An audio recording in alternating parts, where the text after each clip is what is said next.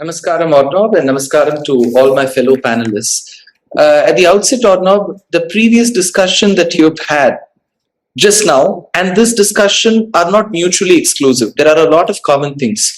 Just a few remarks. In the post-independence era, the biggest casualty that we have faced is with respect to history. So I remember my history textbooks that have often displayed a very worried and a petrified king called Ashoka, who fought the Kalinga War. And after the Kalinga War, he decides that this violence is forbidden and he takes up to Buddhism.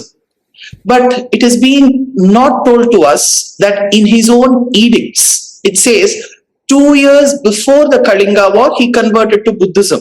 So only after he became a Buddhist in 262 BCE, he fought the Kalinga War. So it was not as a Hindu that he fought and later became a Buddhist. So this is just one example or not. So with respect to history, my humble submission is, we don't have to present history saying that this person is good or that person is bad. Present history as is.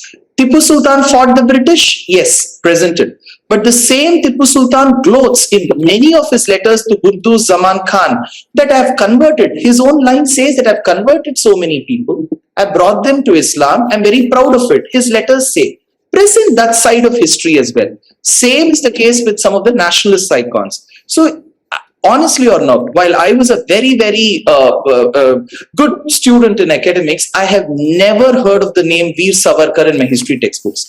My point is, if you have 2-3 nice points about him to say, present it. If you have a few negative points about him, present it. But hiding away, masking away, presenting one's own version of history is gross injustice in the academic world. This is all I can say. Absolutely. And Dushyant is responding to Professor first. I'll get everybody in. Dushyant. Or now, with due respects to my panelist, my professor, I'm not here to fight.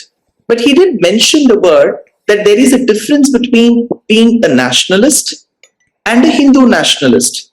So if the religion tag is attached to nationalism, then that person is not to be revered, obeisance is not to be paid to him.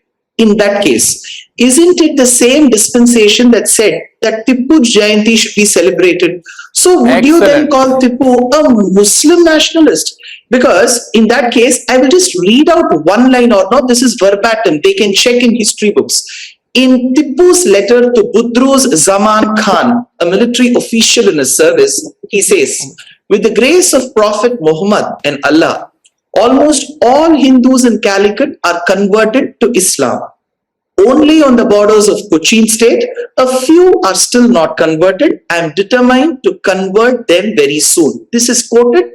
They can surely sue me if this statement is found out. A rhetoric question was asked. If there is somebody greater than Sri Mahatma Gandhi as a person to be counted, I am very sorry to say that every man and woman who fought during the freedom struggle is the best. They are best amongst equals.